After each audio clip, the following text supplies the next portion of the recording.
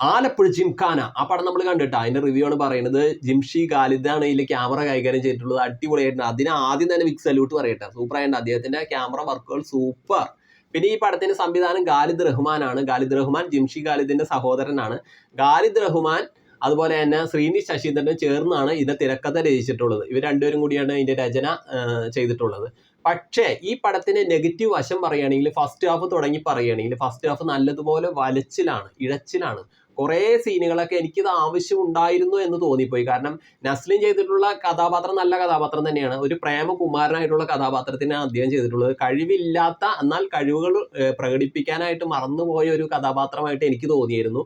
അദ്ദേഹം അടിപൊളിയായിട്ട് ആ കഥാപാത്രത്തിന്റെ രീതിക്ക് തന്നെ ചെയ്തിട്ടുണ്ടെങ്കിലും അദ്ദേഹത്തിന്റെ പ്രേമകുമാരനായിട്ട് വരുന്ന ആ പ്രേമ സീനുകളൊക്കെ സിനിമയ്ക്ക് ആവശ്യമായിരുന്നു എന്ന് എനിക്ക് തോന്നിപ്പോയിരുന്നു. ഇതില് നസ്ലിന്റെ ആദ്യത്തെ നായിക ആയിട്ട് കുറച്ചു നേരമെങ്കിലും സീനുകളിൽ വരുന്ന നമ്മുടെ നിഷാൻ സാഗറിന്റെ മകൾ നന്ദ നല്ലൊരു നടിയാണ്. മികച്ചൊരു നായിക ആയിട്ട് മലയാളത്തിലേക്ക് കടന്നു വരാനായിട്ട് നല്ല ലുക്കൊക്കെ ഉള്ള നല്ലൊരു നടിയാണ് നന്ദ. നന്ദക്ക് മികച്ച വേഷങ്ങൾ കിട്ടട്ടെ എന്ന് നമ്മൾ ആഗ്രഹിക്കുകയാണ്, ആശംസിക്കുകയാണ്. അപ്പൊ നന്ദ ആണ് ആ വേഷം ചെയ്തിട്ടുള്ളത്. പിന്നെ നോയില എന്ന് പറഞ്ഞ പെൺകുട്ടി ചെയ്തിട്ടുണ്ട്. നോയില അടിപൊളിയായിട്ട് ചെയ്തിട്ടുണ്ട്. ഓരോ കഥാപാത്രങ്ങളും മികച്ചതാക്കി ഇതിലെ താരങ്ങൾ മാറ്റിയിട്ടുണ്ടെങ്കിലും സിനിമയ്ക്ക് വലിയൊരു കഥ പറച്ചലിന്റെ രീതി ഉണ്ടായിരുന്നില്ല. അതാണ് ഈ സിനിമ നേരിട്ട് ഏറ്റവും വലിയ പ്രശ്നമായിട്ട് എനിക്ക് തോന്നിയത്. പിന്നെ ലുക്മാന്റെ ലുക്ക് അടിപൊളിയായിരുന്നു. ലുക്മാന്റെ ലുക്ക് കണ്ടു കഴിഞ്ഞാൽ അടിപൊളിയാണ്. അതായത് ഖാലിദ് റഹ്മാന്റെ ചിത്രങ്ങളിൽ നമ്മൾ ലുക്മാനെ എപ്പോഴും പ്രതീക്ഷിക്കും. തല്ലുമാലയിൽ നമ്മൾ കണ്ടതാണ്. ഇതേ ഇപ്പൊ തല്ലുമാലയ്ക്ക് ശേഷം ലുക്മാന്റെ വരവ് അടിപൊളിയായിട്ടുണ്ട്. ലുക്മാൻ ഇതിൽ കുട്ടികളുടെ കോച്ചായിട്ടാണ് വരുന്നത്, ബോക്സിംഗ് കോച്ച്.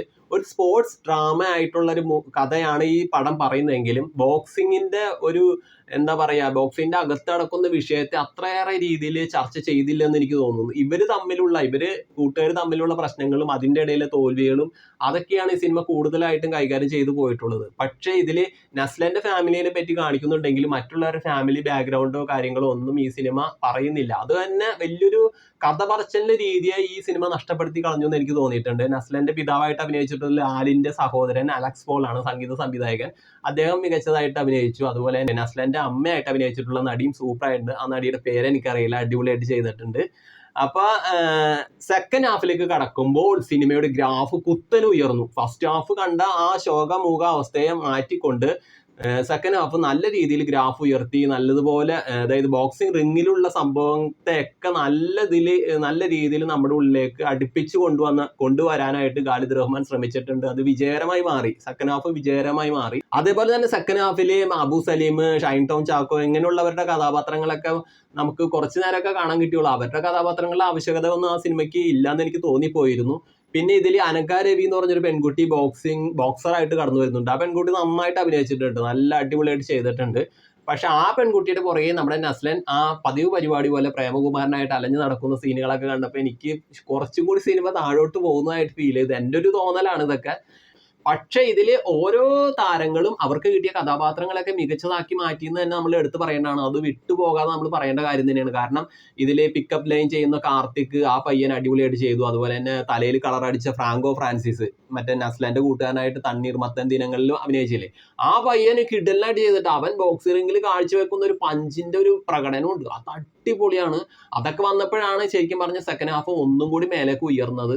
അത് നമ്മൾ എടുത്തു പറയേണ്ടതാണ്. അപ്പൊ അങ്ങനെയുള്ള കാര്യങ്ങളൊക്കെ സിനിമയുടെ ഒരു എന്താ പറയാ ഗ്രാഫ് ഉയർത്തിയെന്ന് നമ്മൾ എടുത്ത് പറയുകയാണ്. പിന്നെ ലാസ്റ്റ് വന്നു കഴിഞ്ഞ് ഇപ്പൊ തല്ലുമാലയുടെ ഒരു ഇടിപ്പഞ്ച് അവിടെ കിട്ടി. തല്ലുമാലയിൽ കണ്ട ആ ഒരു സംഭവം അടിപൊളിയായിട്ട് അത് മേക്ക് ചെയ്തിട്ടുണ്ട്. അത് ഖാലിദ് റഹ്മാന്റെ കഴിവ് തന്നെയാണ്. പിന്നെ അതുപോലെ തന്നെ ജിംഷി ഖാലിദിന്റെ ക്യാമറയുടെ ഒരു ക്വാളിറ്റി അടിപൊളിയായിട്ടുണ്ട്. ബാക്ക്ഗ്രൗണ്ട് സ്കോർ ഒക്കെ കൂടി ചേർന്ന് കഴിഞ്ഞപ്പോൾ സെറ്റായിട്ട് എടുത്തു വെച്ചിട്ടുണ്ട്. അത് അപ്പൊ ഇത്രയേറെ കണ്ടു കഴിഞ്ഞപ്പോൾ എൻ്റെ ഉള്ളിലുള്ളൊരു തോന്നലായിരുന്നു, സിനിമ ഇവർ പറഞ്ഞ രീതി ചെറുതാണ്, ചെറിയ സംഭവങ്ങളാണ് പറഞ്ഞു വന്നതെങ്കിലും ഈ സിനിമ വലിയൊരു കഥ പറയാൻ ശ്രമിച്ചിരുന്നെങ്കിൽ സിനിമയ്ക്ക് ഉള്ളിലൂടെ വേറൊരു കഥ, അതായത് ഇവരുടെ ജീവിത പശ്ചാത്തലത്തിലൂടെ കടന്നു പോകുന്ന വലിയൊരു കഥയെ വലിയൊരു ഫണ്ണാക്കി മാറ്റിയിട്ടുള്ളൊരു കഥയൊക്കെ പറയാൻ ശ്രമിച്ചിരുന്നെങ്കിൽ സിനിമ വേറൊരു ലെവലിലേക്ക് ഉയർന്നേനെ എന്ന് എനിക്ക് തോന്നിപ്പോയിരുന്നു. കാരണം പെട്ടെന്ന് തീർന്നു പോയൊരു ഫീലിങ്സ് ആണ് ഈ സിനിമ കണ്ടു കഴിഞ്ഞപ്പോൾ എനിക്ക് തോന്നിയത്. ഒറ്റ തവണ കാണാവുന്ന ഒരു ചിത്രമായിട്ട് എനിക്കും തോന്നി. അല്ലാതെ വേറെ നമുക്ക് പിന്നെ അതിൽ വലിയൊരു സംഭവ വികാസമായിട്ട് ചൂണ്ടിക്കാണിക്കാൻ പറ്റിയൊരു കാരണമൊന്നും എനിക്ക് അങ്ങനെ തോന്നിയിരുന്നില്ല. ഖാലിദ് റഹ്മാന്റെ സിനിമകൾ എനിക്ക് ഇഷ്ടമാണ്. അദ്ദേഹത്തിന്റെ സിനിമകളിൽ എന്താ ഒരു റിയലിസ്റ്റിക് ആയിട്ടുള്ള മുഹൂർത്തങ്ങളൊക്കെ നമുക്ക് പ്രതീക്ഷിക്കാവുന്നതാണ്.